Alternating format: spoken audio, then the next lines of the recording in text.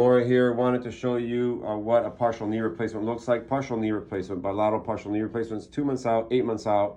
So right knee, 2 months out, partial knee replacement. This is called an Oxford knee replacement. What's beautiful about it is ligaments are all preserved, and only the arthritic area is replaced. And look, this is actually what that looks like. There it is. Look at this. Thank you so much for letting me share your beautiful legs with the world. About 2 months out, partial knee, small incision, no track marks because I don't use staples. This one was done about 8 months ago. So let's see, can you show us what you can do? Actually, you're walking about a mile a day, right, already? Mile a day. Wow, look at this, and you're walking very naturally, very normal. Looks good. Let's back this up like this.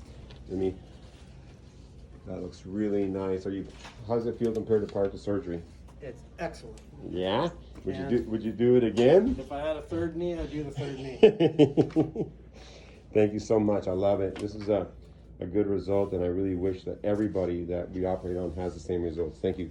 You mean everybody doesn't?